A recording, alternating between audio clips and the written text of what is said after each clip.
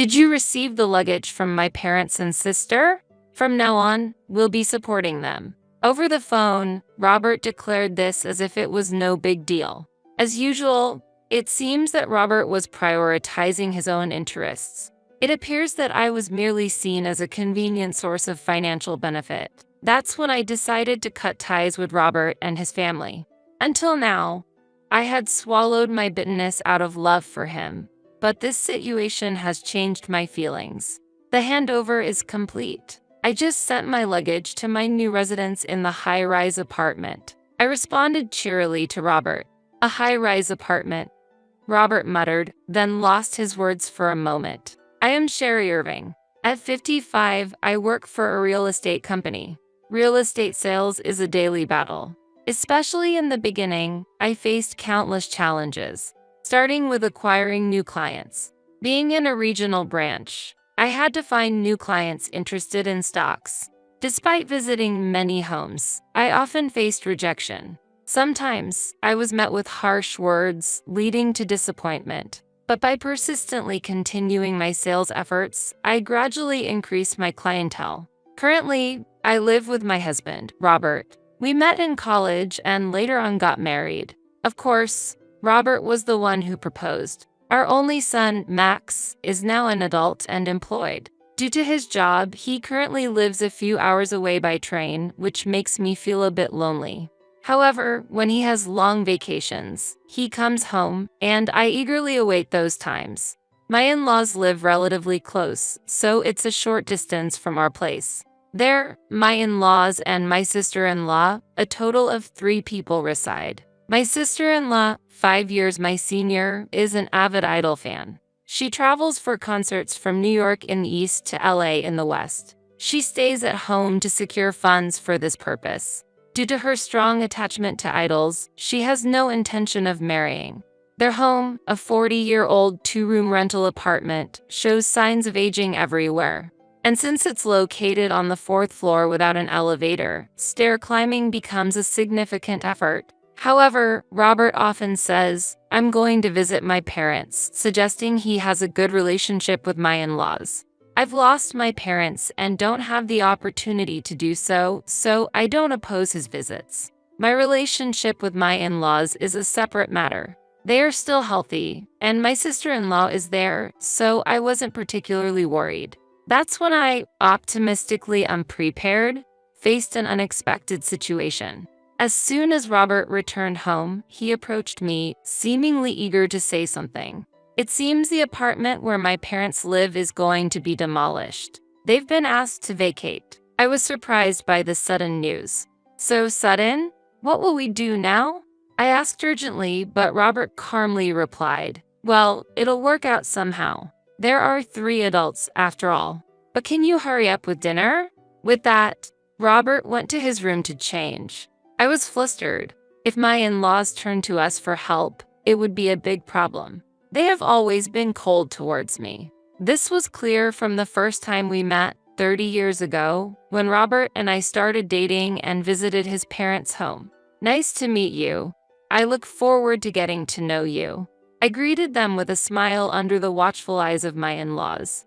But his parents and sister just stared at me. I was confused about how to respond. In the midst of this, my mother-in-law sighed heavily and said, "I heard Robert had a girlfriend, but she's nothing like I imagined. She has no charm and looks poor." What?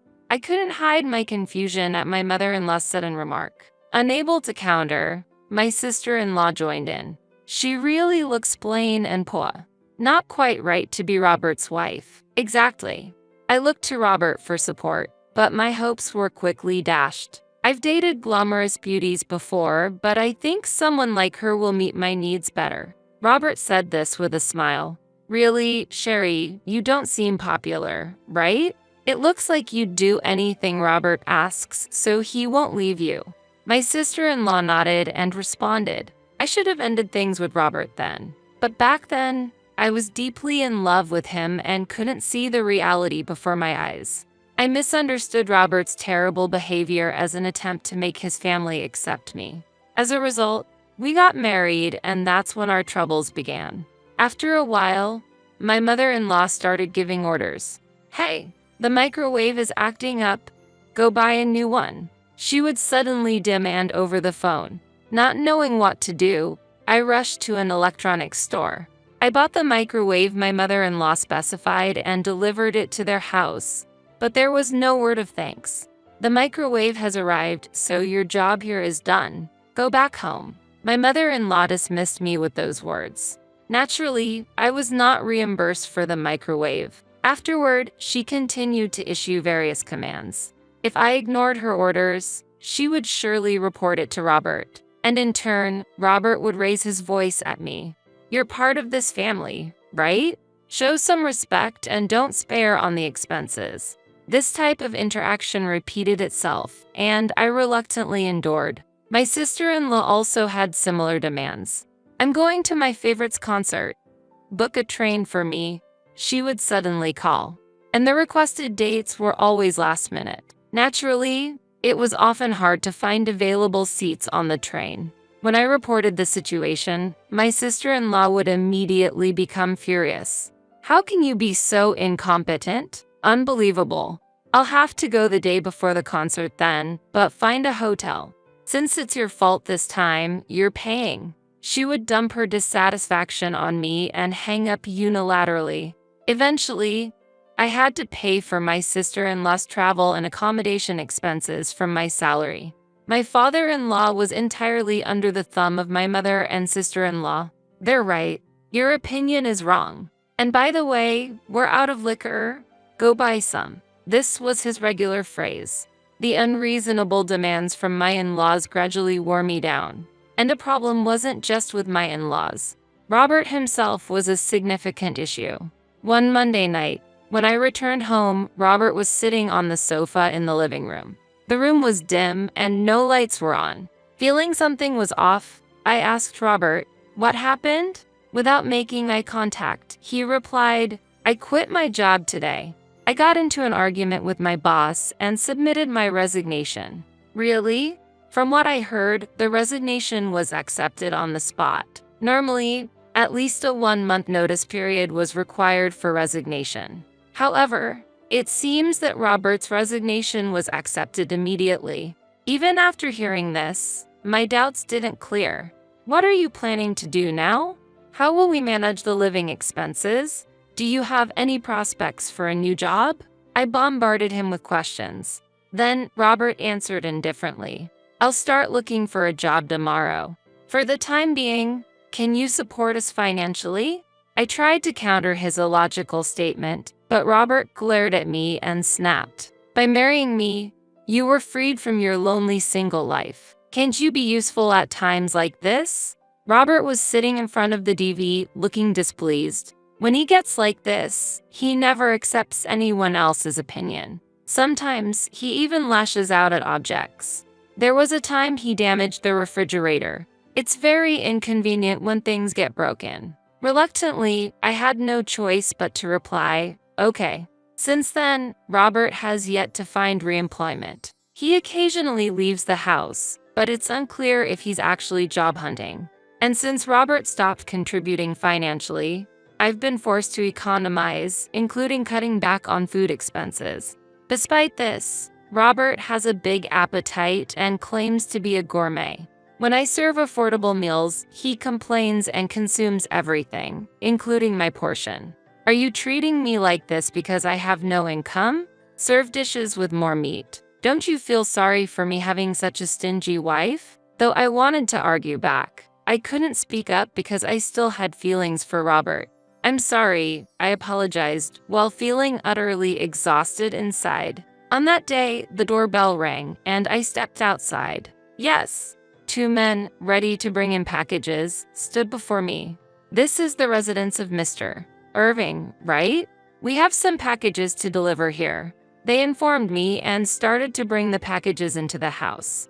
"Could you please wait a moment? Are you sure there's no mistake?" I hurriedly stopped them. With puzzled looks, they answered, "We got clear instructions from the homeowner, Mr. Robert Irving. It's difficult for us to proceed if you obstruct us." They began to bring in one box after another. I couldn't just stand by and watch this happen. I immediately called Robert. Fortunately, he answered the phone right away. Robert, movers are bringing in loads of boxes right now. What's all this stuff? Robert's response was unexpected. Did you receive the luggage from my parents and sister? From now on, we'll be supporting them. Over the phone, Robert declared this as if it was no big deal. What do you mean by that? They're being kicked out of their apartment. We have space here, so I suggested they move in with us. Plus, I'll get a share of Dad's pension, so it'll be like pocket money for me. As usual, it seems that Robert was prioritizing his own interests. The fact that he regarded the money received as mere pocket money was astonishing. Living with my in-laws will undoubtedly add further strain to our finances. Yet, there was no sign that Robert intended to contribute to this household. It appears that I was merely seen as a convenient source of financial benefit. That's when I decided to cut ties with Robert and his family. Until now, I had swallowed my bitterness out of love for him, but this situation has changed my feelings. At the moment I solidified my decision, Robert continued. So, how long will it take to unpack? He asked as if it were nothing out of the ordinary. How?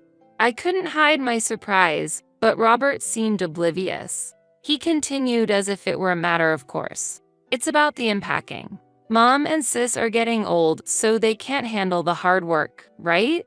You'll take care of the unpacking while we stay at a hotel. I felt anger at Robert's suggestion that I handle all my in-laws' belongings alone. He should regret this. After some thought, I replied, I think it will take about a week. Robert's voice suddenly revealed his dissatisfaction. A week? Isn't that clearly too much time? You're really inefficient. I'll convince Mom and the others, so make sure everything is sorted within a week. I'll send the transfer form for the moving expenses later. Don't forget to receive it. With that, he ended the call. His attitude in asking for favors was truly infuriating. I'll make him realize soon, I muttered quietly, and after a week passed, I received a call from Robert. Is all the unpacking done? Mom and the others will be back soon. Do you have the payment slip for the moving expenses? Robert was talking cheerily for some reason. I could hear the voices of my in-laws in the background. Now we have a handy house helper nearby. You'll follow our instructions, right? There's no salary, but we're family, so that's fine. Mom, I think that's a bit direct. But she's not really family, so being a house helper might be just right for her. My sister-in-law said, laughing. Because she's a fake family member. My father-in-law agreed. These people were not my family. They were just strangers from the start. So I responded with a smile. The handover is complete. I just sent my luggage to my new residence in the high-rise apartment. I responded cheerily to Robert. A high-rise apartment. Robert muttered, then lost his words for a moment. In fact, right after I got the call from Robert a week ago, I took action immediately.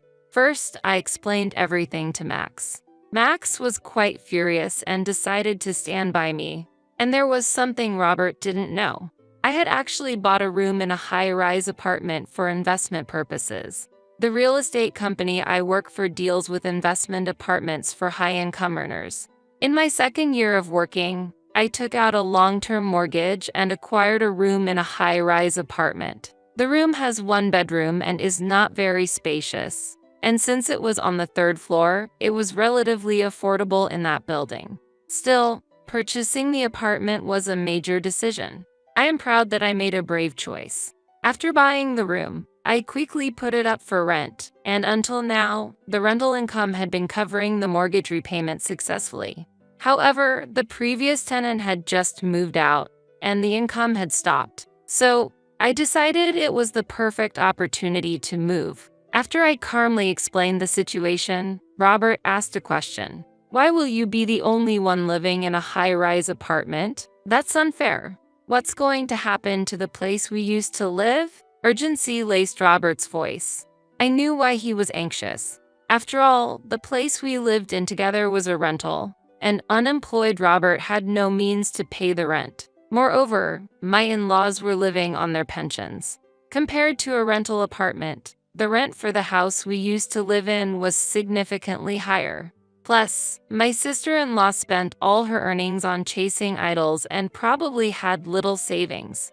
I pretended to know nothing and answered, "If the whole family lives here, there shouldn't be any problem. The lease is in Robert's name, so there's no need for any changes, and there shouldn't be any issues, right? Well, you are currently jobless, but I'm sure you'll find something soon, so no worries."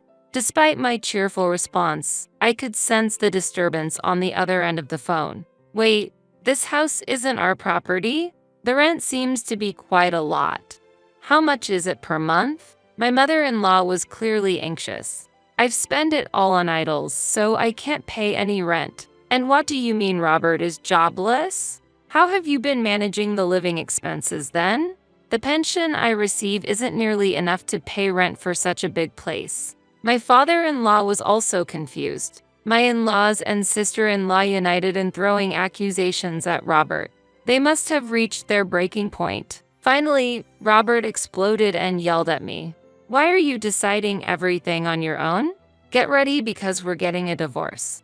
I responded calmly, "I don't mind getting a divorce. In fact, I'm already consulting with a lawyer. You should be receiving the notification soon." I answered with a calm smile. "What?" Robert exclaimed in astonishment. "Are you really okay with that? If you divorce Robert, you'll be all alone. You'll have a lonely old age." My sister-in-law also pressed me similarly. It seems my determination got through to them. Feeling at a disadvantage, my mother-in-law said to me, "There's no need to divorce.